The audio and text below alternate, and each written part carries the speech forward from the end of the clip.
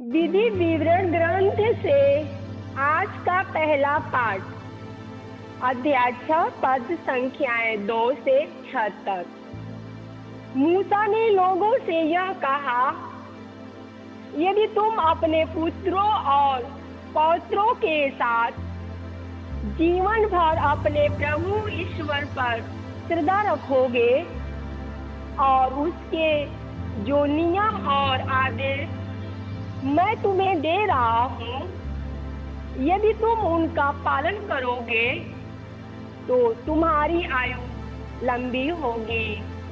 हे इस्राएल, यदि तुम सुनोगे और सावधानी से उनका पालन करोगे तो तुम्हारी कल्याण होगा, तुम फलोगे फूलोगे और जैसा कि प्रभु तुम्हारे पूर्वजों के ईश्वर ने कहा था, वह तुम्हें वह देश प्रदान करेगा जहाँ दूध और मधु की नदियाँ बहती है। यह प्रभु की वाणी है।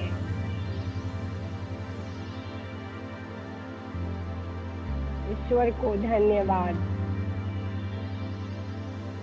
विधि विवरण ग्रंथ से आज का पहला पाठ, अध्याय 6 पद संख्याएं 2 से 6 तक। मूसा ने लोगों से कहा, यदि तुम अपने पुत्रों और पौत्रों के साथ जीवन भर अपने प्रभु ईश्वर पर श्रद्धा रखोगे और उसके जो नियम और आदेश मैं तुम्हें दे रहा हूँ, यदि तुम उनका पालन करोगे तो तुम्हारी आयु लंबी होगी। हे इस्राएल, यदि तुम सुनोगे और सावधानी से उनका पालन करोगे तो तुम्हारा कल्याण होगा, तुम फलोगे फूलोगे और जैसा कि प्रभु तुम्हारे पूर्वजों के ईश्वर ने कहा था, वह तुम्हें वह देश प्रदान करेगा जहाँ दूध और मधु की नदियाँ बहती है। यह प्रभु की वाणी है। ईश्वर को धन्यवाद। इब्रानियों के पत्र से आज का दूसरा पाठ, अध्याय 7 पद संख्या 23 से 28 तक। मसीह सदा बने रहते हैं, इसलिए उनकी पुरोहिताई चिरस्थायी है। वे बड़ी संख्या में पुरोहित बनाए जाते हैं, क्योंकि मनुष्य के कारण अधिक समय बना रहना उनके लिए संभव नहीं था। यीशु सदा बने रहते हैं, इसलिए उनकी पुरोहिताई चिरस्थायी है। यही कारण है कि लोग उनके द्वारा ईश्वर की शरण लेते, वह उन्हें परिपूर्ण मुक्ति दिलाने में समर्थ हैं, क्योंकि वह उनकी ओर से निवेदन करने के लिए सदा जीवित रहते हैं। यह उचित ही था कि हमें इस प्रकार का महायाजक मिले, पवित्र, निर्दोष, निष्कलंक, पापियों से सर्वथा भिन्न और स्वर्ग से भी ऊंचा। अन्य महायाजक पहले अपने पापों के लिए और बाद में प्रजा के पापों के लिए प्रतिदिन बलिदान चढ़ाया करते हैं। यीशु को इसकी आवश्यकता नहीं होती, क्योंकि उन्होंने यह कार्य एक ही बार में उस समय पूरा कर लिया जब उन्होंने अपने को बलि चढ़ाया। संहिता तो दुर्बल मनुष्यों को महायाजक नियुक्ति करती है, किंतु संहिता के समाप्त हो जाने के बाद ईश्वर की शपथ के अनुसार वह पुत्र महायाजक नियुक्ति किया जाता है, जो सदा के लिए परिपूर्ण बना दिया जाता है। यह प्रभु की वाणी है। ईश्वर को धन्यवाद। संत मार्कुस के अनुसार आज का पवित्र सुसमाचार, अध्याय 12 पद संख्या 28 से 34 तक। एक शास्त्री यीशु के पास आया। उसने ये विवाद सुना था और ये देखकर कि यीशु ने यहूदियों को ठीक उत्तर दिया है, उसने पूछा, सबसे पहली आज्ञा कौन सी है? यीशु ने उत्तर दिया, पहली आज्ञा ये है, हे इस्राएल सुनो, हमारा प्रभु ईश्वर एकमात्र प्रभु है। अपने प्रभु ईश्वर को अपने सारे हृदय, अपनी सारी आत्मा, अपने सारे मन और सारी शक्ति से प्यार करो। दूसरी आज्ञा यह है, अपने पड़ोसी को अपने समान प्यार करो। इनसे बड़ी कोई आज्ञा नहीं। शास्त्री ने उनसे कहा, ठीक है गुरुवर, आपने सच कहा है, एक ही ईश्वर है, उसके सिवा और कोई नहीं है। उसे अपने सारे हृदय, अपनी सारी बुद्धि और अपनी सारी शक्ति से प्यार करना और अपने पड़ोसी को अपने समान प्यार करना, ये हर प्रकार के होम और बलिदान से बढ़कर है। यीशु ने उसका विवेकपूर्ण उत्तर सुनकर उससे कहा, तुम ईश्वर के राज्य से दूर नहीं हो। इसके बाद किसी को यीशु से और प्रश्न करने का साहस नहीं हुआ। यह प्रभु का दिव्य सुसमाचार है। हे क्रिस्त, तेरी स्तुति हो। प्यारे भाई और बहनों, सबको जय यीशु।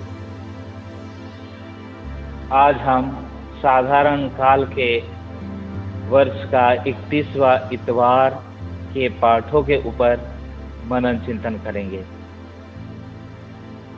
प्यारे भाई और बहनों, सबसे पहले पाठ में हमने सुना विधि विवरण ग्रंथ से लिया गया है और जिसका मुख्य वाक्य ये है, हे इस्राएल सुनो। इसको इब्रानी भाषा में शमा कहते हैं। शमा इस्राएल, इसका मतलब हे इस्राएल सुनो। आज हम विशेष रूप से आज के इन पाठों के मनन चिंतन के ऊपर मेरे मन में विशेष रूप से 2 पॉइंट याद आता है और जो कि मैं आप सबके सामने रखूंगा। वो पॉइंट है, एक सुनना, दूसरा प्यार करना। सबसे पहले सुनना। हम सब सुनते हैं, जिसके भी कान है सब लोग सुनते हैं। और आज हमें इस सुनने के ऊपर मनन चिंतन करने के लिए ईश्वर हमें फिर से ये मौका दे रहे हैं। मनुष्य के जीवन में सुनना एक बहुत बड़ी कार्य है और बहुत बड़ी उपलब्धि है, जो कि अन्य जैसे कि पशु पक्षी नहीं कर सकते। मनुष्य को ये सुनने का गुण दिया गया है। प्यारे भाइयों और बहनों, 5 इंद्रियों में से एक इंद्रिया जो कि सुनने का शक्ति हमारे जीवन में, मनुष्य के जीवन में इस इंद्रियों को सही तरीके से इस्तेमाल करना बहुत कठिन होता है। बाइबल में हम ऐसे बहुत सारे पाठ पढ़ते हैं जो कि सुनने के आधार पर किया गया है। कहीं तो कान लगाकर सुनो, कहीं तो ध्यान लगाकर सुनो, कहीं तो पूरे हृदय लगाकर सुनो। इस प्रकार की बात हम बाइबल में पढ़ते हैं। प्यारे भाई और बहनों, क्यों आज के पहला पाठ विधि विवरण ग्रंथ में हे इस्राएल सुनो, हे इस्राएल सुनो की जिक्र किया गया है? क्योंकि हम नहीं सुन पाते। बहुत सारे प्रयास करने के बावजूद भी हम सुन नहीं पाते। इसलिए आज हमें सुनने के ऊपर मनन चिंतन करने के लिए माता कलीसिया ये पाठ को प्रदान किया है। लूकस के सुसमाचार अध्याय 10 पद संख्या 39 से 42 तक, जिसमें यीशु मसीह बेतानी की ओर जाते हैं।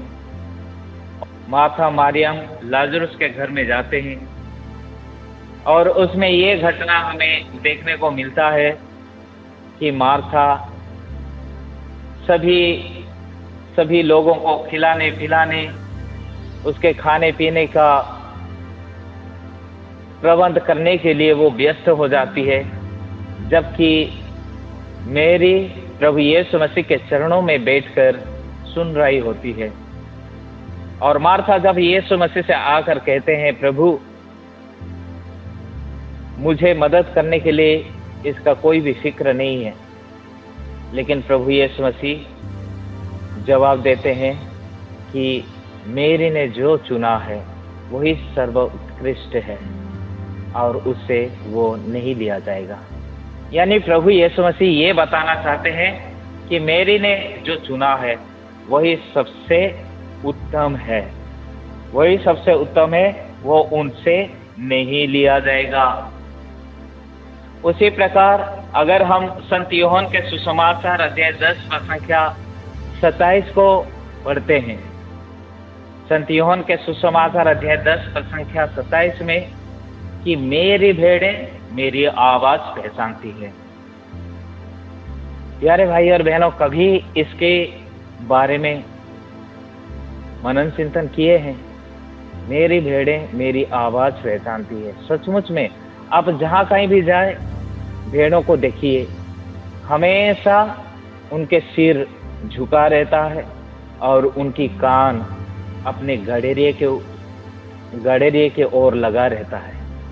गड़ेरिए जिस प्रकार आवाज देता है उस प्रकार सभी भेड़ अपने अपने रास्ता चलते हैं, सभी भेड़ एक साथ चलने के लिए प्रयास करते हैं।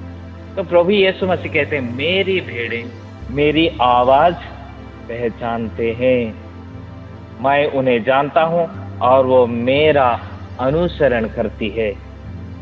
इसी प्रकार प्यारे भाई और बहनों, नबी इसायास का ग्रंथ अध्याय 53 पद संख्या 6 में प्रभु का वचन कहता है, हम सब अपना अपना रास्ता पकड़कर भेड़ों की तरह भटक रहे थे। हम सब अपना अपना रास्ता पकड़कर भेड़ों की तरह भटक रहे थे। प्यारे भाई और बहनों, ऐसे कि नबी इसायास भी भेड़ों का जिक्र करते हैं। आज मैं जब मनन चिंतन कर रहा था भेड़ों के बारे में, ये भेड़ हर एक इस्राएल जनता को दर्शाती है और उससे बढ़कर हर एक मनुष्य को दर्शाती है।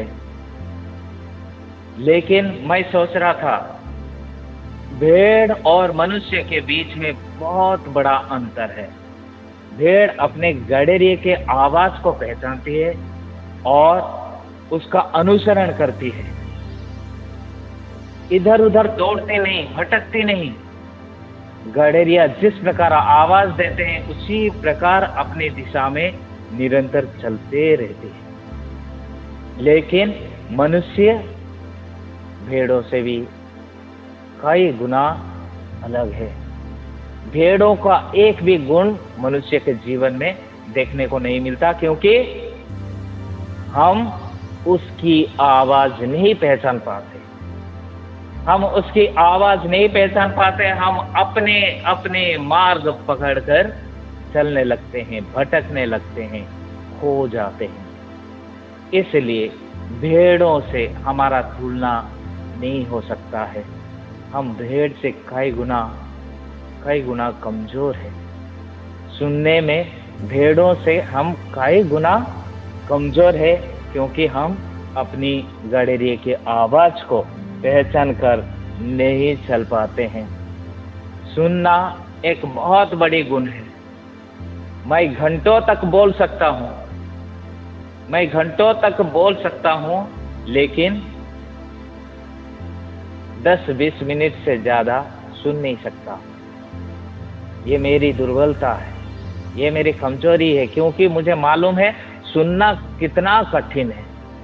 सुनने के लिए कितना परिश्रम करना पड़ता है, सुनने के लिए कितना धीरज रखना पड़ता है, सुनने के लिए कितने शांत बैठकर रहना पड़ता है। ये मुझे मालूम है। सुनना बहुत कठिन है, बोलना बहुत आसान है। प्यारे भाई और बहनों, इसलिए सुनने के लिए प्रयास हमें करना चाहिए। संत लूकस के सुसमाचार अध्याय 3 पद संख्या 22 में लिखा है, जबकि प्रभु यीशु मसीह यरदन नदी में बपतिस्मा लेने के लिए जाते हैं तो उसमें क्या हो जाता है, स्वर्ग खुल जाता है और स्वर्ग से एक आवाज आती है, पवित्र आत्मा कपट जैसे शरीर के रूप में उन पर उतरा और स्वर्ग से ये वाणी सुनाई दी, तू मेरा प्रिय पुत्र है, मैं तुझ पर प्रसन्न हूँ। और उस समय स्वर्ग से ये वाणी सुनाई देती है, तू मेरा प्रिय पुत्र है, तुझ पर मैं अत्यंत प्रसन्न हूँ। और ये वाणी यीशु मसीह के आखिरी समय तक अपने उनके कान में गूंजता रहा, तू मेरा प्रिय पुत्र है, तू मेरा प्रिय पुत्र है। इसलिए प्रभु यीशु मसीह कई बार अपने जनता को उपदेश देते समय कहा करते थे दृष्टांतों के द्वारा कि जिसके कान है वो सुन ले, जिसके कान है वो सुन ले। आपको क्या लगता है, जो कोई भी प्रभु यीशु मसीह के पास जाते थे सब लोग बहरे थे? नहीं, सब लोग बहरे नहीं थे। उनमें से थोड़े लोग को हमें पता चलता है कि बहरे थे, लेकिन बाकी सारे लोग सुनने वाले थे, लेकिन वो सुन नहीं पाते थे। इसलिए प्रभु यीशु मसीह हमेशा कहा करते थे, जिसकी कान है वो सुन ले। संत लूकस के सुसमाचार अध्याय 8 पद संख्या 8 में। और प्यारे भाई और बहनों, ये सुनना बहुत सारे बार हम कोशिश करते हैं जहाँ शोर शराबा है, जहाँ भीड़ है, जहाँ हर प्रकार की सांसारिक मोह माया है, हर प्रकार की संसार की चकाचौंध जीवन है। ऐसे जगहों में हम सुनने के लिए प्रयास करते हैं, जबकि हम सुन नहीं पाते हैं।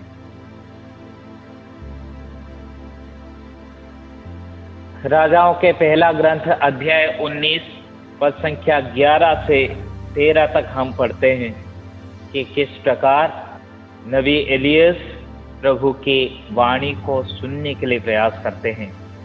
प्रभु ने उनसे कहा, निकल जाओ और पर्वत पर प्रभु के सामने उपस्थित हो जाओ। तब प्रभु उसके सामने से होकर आगे बढ़ा। प्रभु के आगे आगे एक प्रचंड आंधी चली। प्रभु के आगे आगे एक प्रचंड आंधी चली, पहाड़ फट गए और चट्टानें टूट गई, किंतु प्रभु आंधी में नहीं था। आंधी के बाद भूकंप हुआ, किंतु प्रभु भूकंप में नहीं था।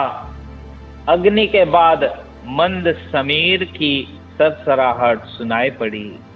एलियस ने यह सुनकर अपना मुंह चादर से ढक लिया और वो बाहर निकलकर गुफा के द्वार पर खड़ा हो गया। तब उसे एक वाणी ये कहते हुए सुनाई पड़ी, एलियस तुम यहाँ क्या कर रहे हो? ये घटना से हमें पता चलता है, जहाँ की शांतमय वातावरण है वहीं प्रभु की आवाज सुनाई देता है। जहाँ शांति की वातावरण है वहीं प्रभु की उपस्थिति है। जिस परिवार में शांति है उस परिवार में प्रभु विराजमान है। जिस इंसान के अंदर शांति है उस इंसान के अंदर प्रभु है।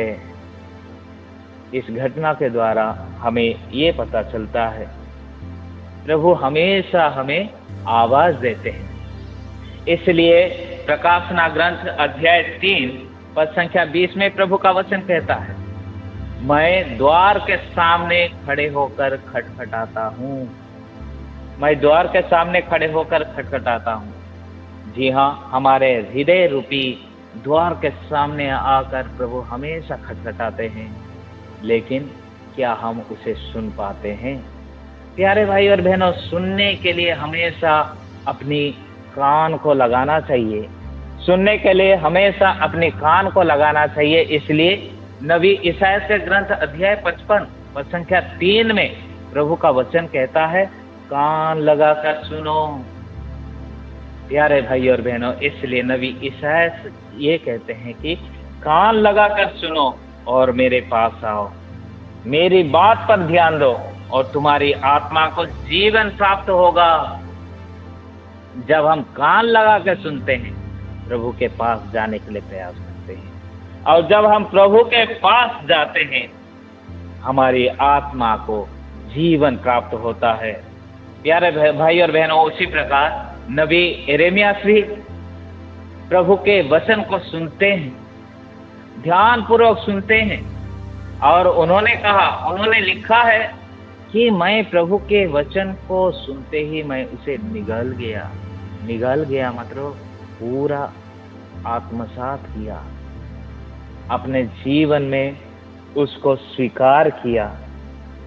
इसलिए विधि विवरण ग्रंथ अध्याय 32 पद संख्या 47 में भी हम प्रभु का वचन पढ़ते हैं कि ये तुम्हारे लिए नीरे शब्द नहीं है, ये तुम्हारे लिए नीरे शब्द नहीं है। जो प्रभु का वचन है हम सबके लिए बहुत मूल्यवान वचन है, ये नीरे शब्द नहीं है। इसलिए ईश्वर कहते हैं ये तुम्हारे नीरे शब्द नहीं है, बल्कि इनके ऊपर तुम्हारा जीवन निर्भर करता है। प्रवक्ता के ग्रंथ अध्याय 51 पद संख्या 21 में प्रभु का वचन कहता है, मैं थोड़े समय तक उस पर कान दिया था। किसके ऊपर? प्रभु के वचन के ऊपर। मैं थोड़े समय तक उस पर कान दिया था, प्रभु के वचन के ऊपर। और आगे 1 और 2 में कहते हैं, पुत्र तुम मेरी आज्ञा पर ध्यान दो, मेरी शिक्षा कान लगाकर सुनो, जिससे तुम विवेकशील बने रहो और तुम्हारे होंठ ज्ञान की बातें बोले। जी हाँ प्यारे भाई और बहनों, जब हम प्रभु के वचन को सुनते हैं, प्रभु के वचन को सुनते हैं कान लगाकर, तब हमारे विवेक खुल जाता है, तब हमारे होंठ खुल जाते हैं, तब हमारे बुद्धि खुल जाती है। कल ही हमारे क्रिस्ती भक्त एक बहन जी मेरे पास आई थी, जो कि बाइबल किस प्रकार पढ़ना है, फादर जी मुझे सिखाइए किस प्रकार पढ़ना है, किस प्रकार मैं प्रार्थना करूं।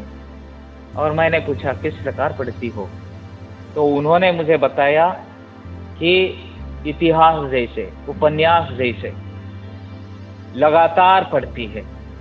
मैंने इसे कहा कि इस प्रकार पढ़ा नहीं जाता।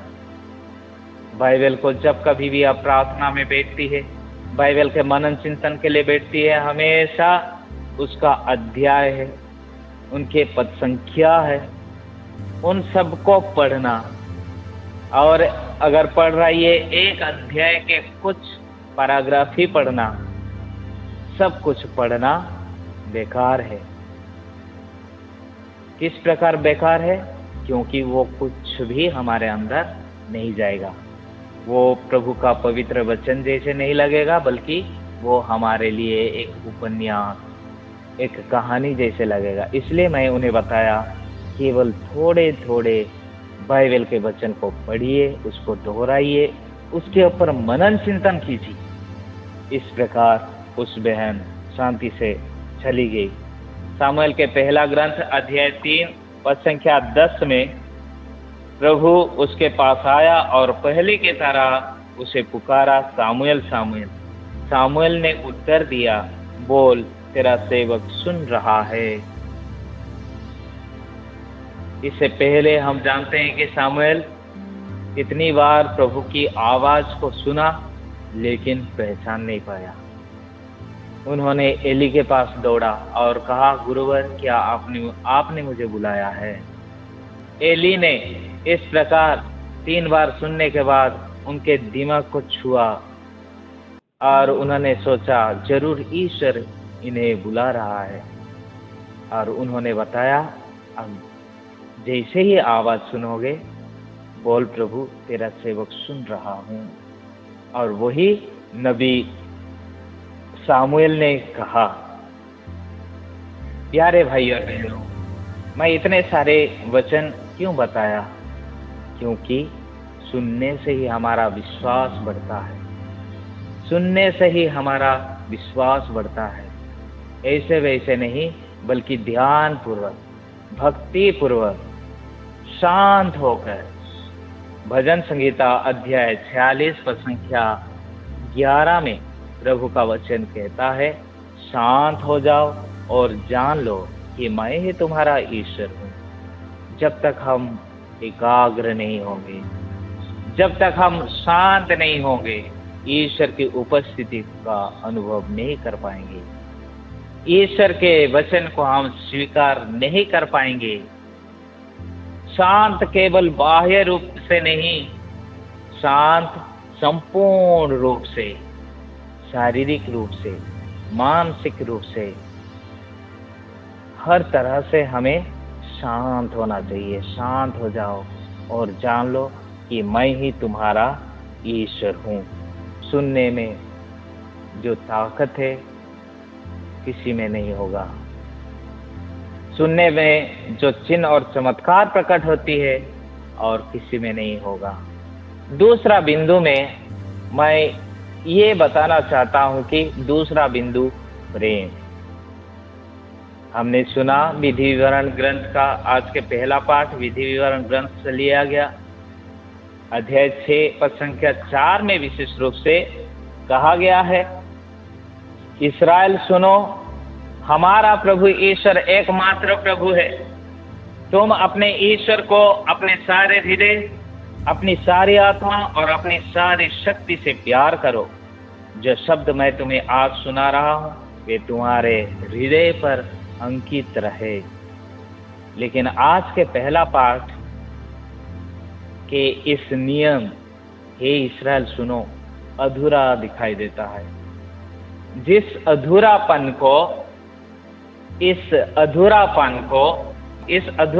को प्रभु यीशु मसीह आज के सुसमाचार में पूर्ण करते हैं, वो कैसे? आगे जोड़ते हैं, अपने पड़ोसी को अपने समान प्यार करो।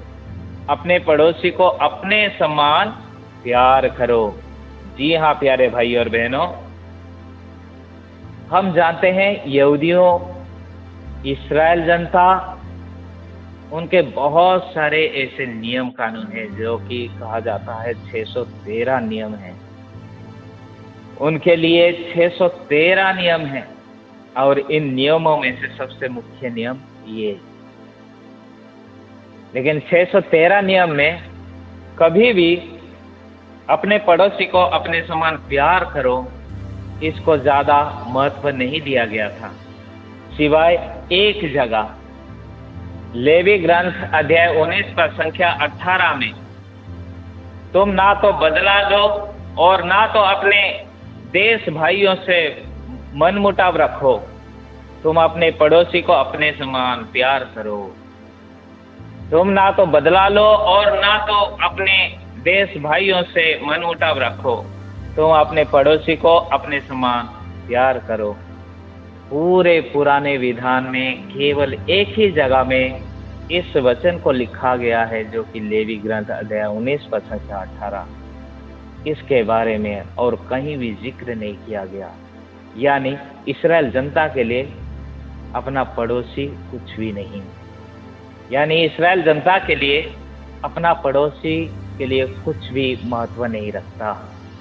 लेकिन उसी एक जगह में जो लिखा गया था, उसी वचन को उठाकर प्रभु सबसे मुख्य, सबसे मूल वचन बना देते हैं, ईश्वर और पड़ोसी। ये कभी अलग अलग नहीं हो सकते। ईश्वर और पड़ोसी एक सिक्के के दो पहलू के समान। ईश्वर से प्रेम करना और पड़ोसी से प्रेम करना एक सिक्के के दो पहलू का समान है। अगर इनमें से कुछ भी घट जाए तो हम ईश्वर के पुत्र पुत्रियां कहलाने का योग्य नहीं ठहराते हैं।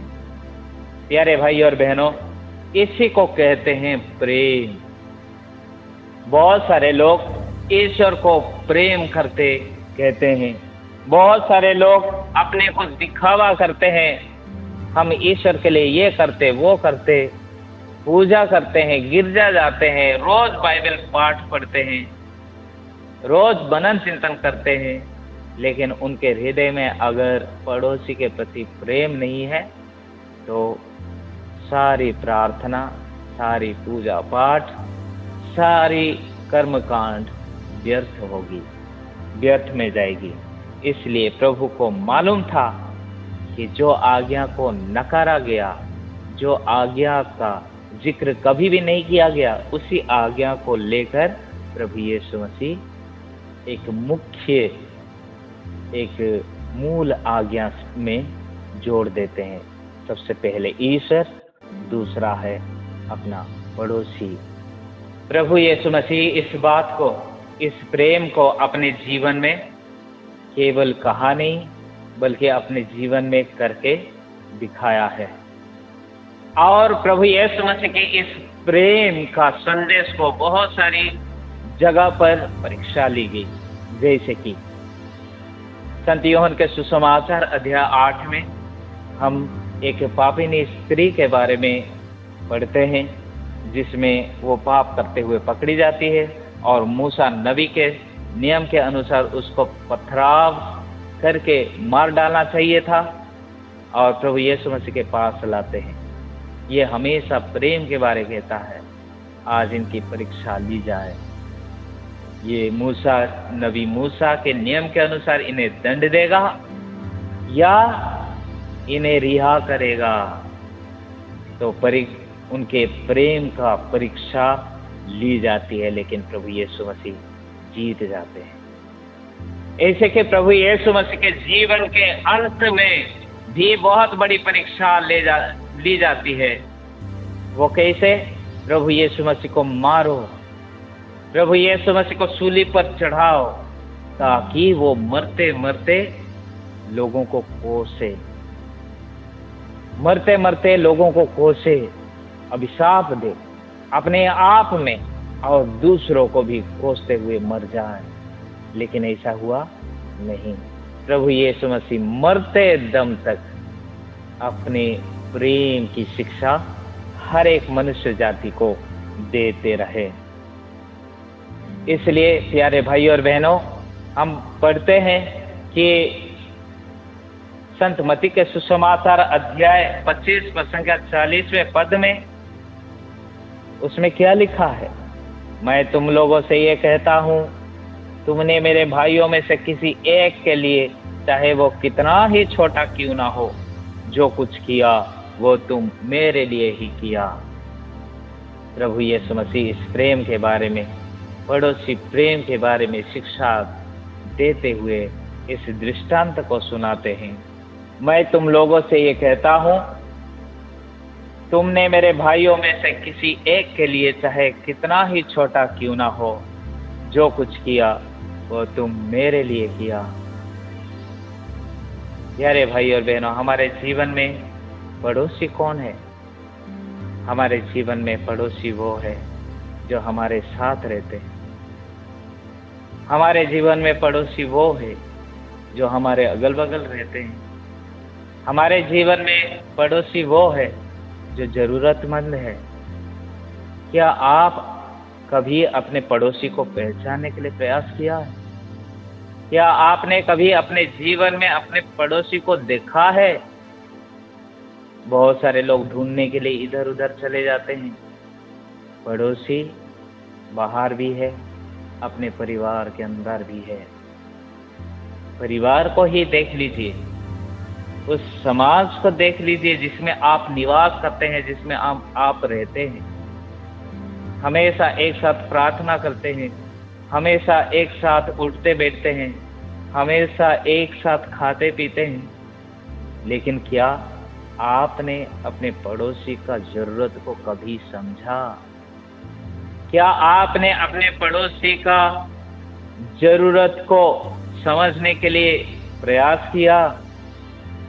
बहुत सारे ऐसे लोग हैं जो हमारे परिवार में टूटे हुए हैं, जो हमारे कम्युनिटी में टूटे हुए हैं, जो हमारे समाज में टूटे हुए हैं।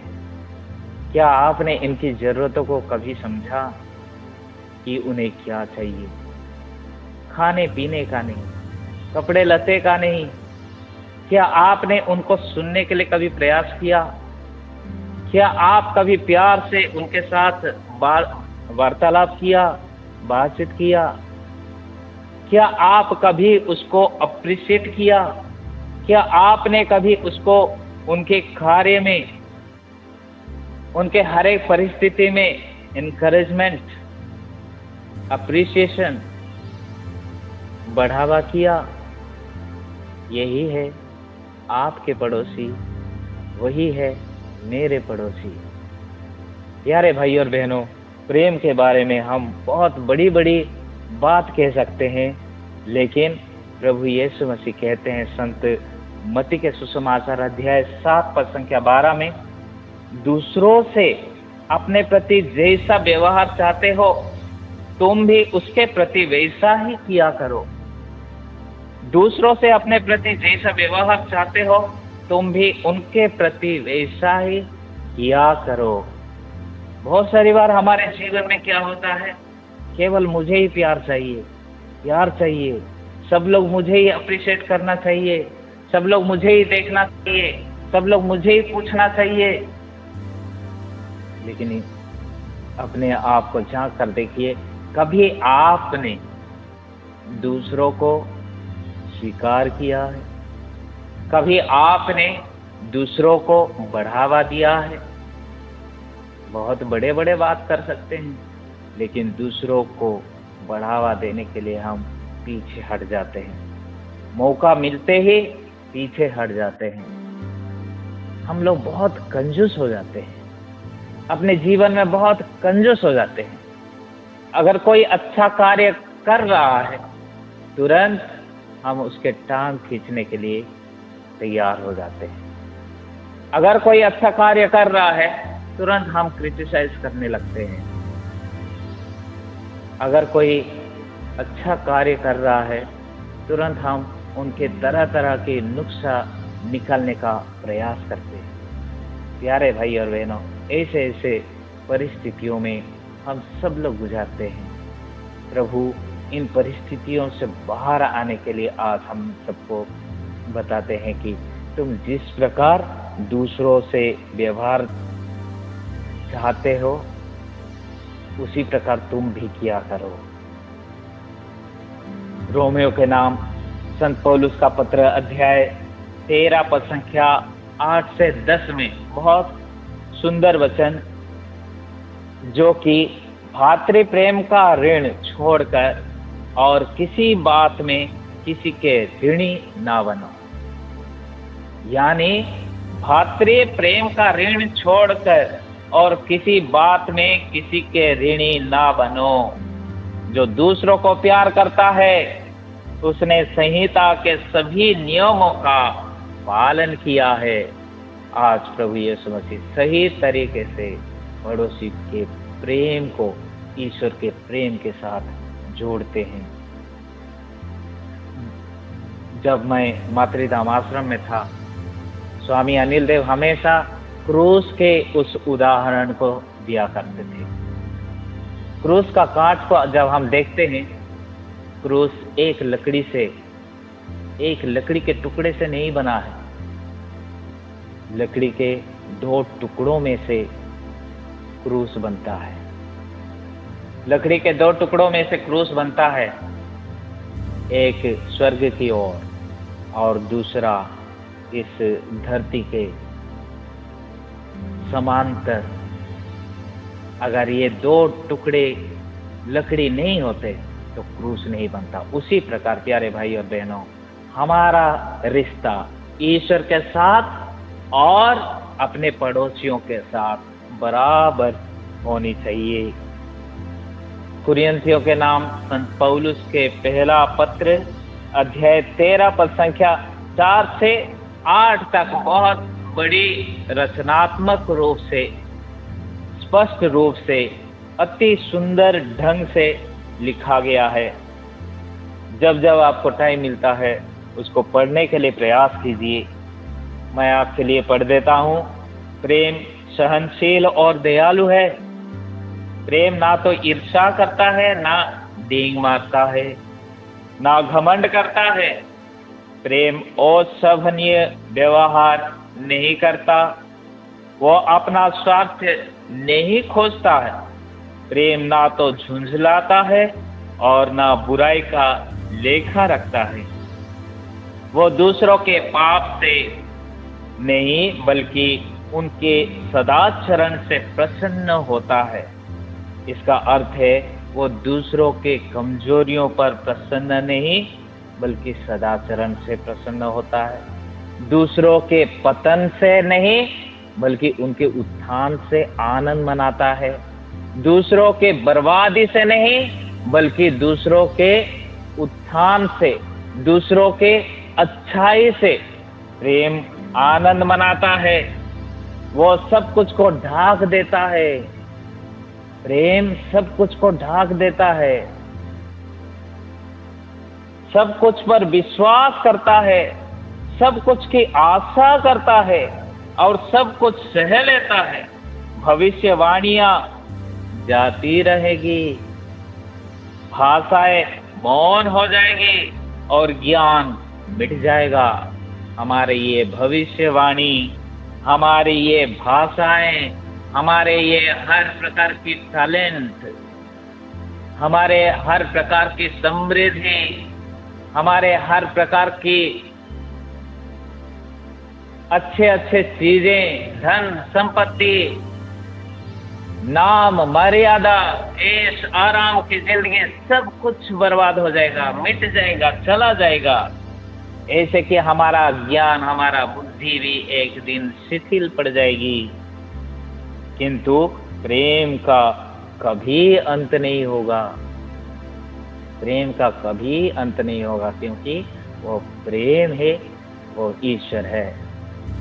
एक दूसरे को, अपने पड़ोसियों को प्रेम करने के लिए प्रभु आज हमें सिखाते हैं और ये बहुत बड़ी आज्ञा हमारे बीच में रख देते हैं। और ये आज्ञाओं का पालन करने से हमें जीवन मिलता है। ये आज्ञाओं का पालन करने से हमें जीवन मिलता है। प्रभु यीशु मसीह संत योहन के सुसमाचार अध्याय 14 पद संख्या 21 में कहते हैं, जो मेरी आज्ञाओं का पालन करता है, जो मेरी आज्ञाओं का पालन करता है, वही मुझे प्रेम करता है, वही मुझे प्यार करता है। प्यारे भाई और बहनों, ईश्वर की आज्ञा ये है कि हम एक दूसरे, ईश्वर से और एक दूसरे से प्रेम करें और एक दूसरे से जीने के लिए प्रयास करें। इस प्रेम के रास्ते में बहुत सारे संत लोग, बड़े बड़े संत लोग चलने लगे। इस प्रेम के रास्ते को जो अपनाया वो बहुत बड़ा बड़ा संत बना। जैसे कि असीसी के संत फ्रांसिस एक बहुत धनी व्यक्ति था, एक धनी व्यापारी के बेटे था, ऐश आराम की जीवन बिता रहा था। लेकिन जब वो इस प्रकार अपने पड़ोसी से प्रेम करने लगा, वो घर से बाहर निकाल दिया गया। लेकिन ईश्वर के नजर में वो धनी बना। आज वो एक विश्व के बहुत बड़े संत के रूप में माने जाते हैं। और पड़ोसी प्रेम को जब मदर तेरेसा समझी, अपना ऐश आराम की जिंदगी सब कुछ को छोड़कर वो हमारे ये भारत के कलकत्ता में आकर बसी। और कहा जाता है उनके हाथ में केवल 5 रुपया का सिक्का था, इसलिए प्रेम के चलते। और उन्होंने आज ये कर दिखाया कि पड़ोसियों में ईश्वर दिखता है। पड़ोसियों में, पड़ोसी प्रेम में शक्ति है, पड़ोसी प्रेम में सामर्थ्य है, और वो हम सबको करना है। प्यारे भाई और बहनों, फिर से मैं दोहराना चाहता हूँ कि हे इस्राएल सुनो, हमारा प्रभु ईश्वर एकमात्र प्रभु है। तुम अपने प्रभु ईश्वर को अपने सारे हृदय, अपनी सारी आत्मा और अपनी सारी शक्ति से प्यार करो। आइए इन वचनों को फिर से मनन चिंतन करते हुए हम प्रार्थना करें। प्रभु से प्रार्थना करें कि हमारे दिल को अपने प्रेम से भर दे, हमारे जीवन को अपने प्रेम से भर दे। प्यारे भाई और बहनों, अगर हमारे जीवन में प्रेम नहीं है तो हम दूसरों को वो प्रेम नहीं दे पाएंगे, दूसरों को प्यार नहीं कर पाएंगे। जो हमारे अंदर है, जो हमारे अंदर है वही हम दूसरों को दे पाएंगे। जो हमारे खजाने में है वही हम उस खजाने में निकलकर दूसरों को दे पाएंगे। इसलिए हमारा उस खजाने को प्रभु प्रेम से भर दे, जिसे हम अपने पड़ोसियों को, अपने समाज के सदस्यों को, अपने आसपास में रहने वाले सभी सदस्यों को, चाहे वो जो कोई भी हो, उनको हम प्यार कर सकें। हे सर्वशक्तिमान दयालु पिता, हे करुणामय पिता ईश्वर, हम तुझे तहे दिल से धन्यवाद देते हैं आज के दिन के लिए और इन सभी वचनों के लिए। हे प्रभु, तूने हमें अपने पवित्र वचन से, अपने दिव्य वचन से भर दिया है। हम तुझे धन्यवाद देते हैं प्रभु। हमारे होंठ को खोल दे, हमारा मन को खोल दे, हमारे हृदय को खोल दे, जिससे हम तेरे पवित्र वचन को हृदय से स्वीकार कर सके, सुन सके, और विशेष रूप से जिस प्रकार हम ईश्वर को प्यार करते हैं उसी प्रकार अपने पड़ोसियों को भी प्यार करने के लिए हमें सिखा। मरते दम तक प्यार करते हुए जीने के लिए हमें आशीष प्रदान कर। हम ये प्रार्थना करते हैं अपने प्रभु यीशु क्रिस्त के द्वारा।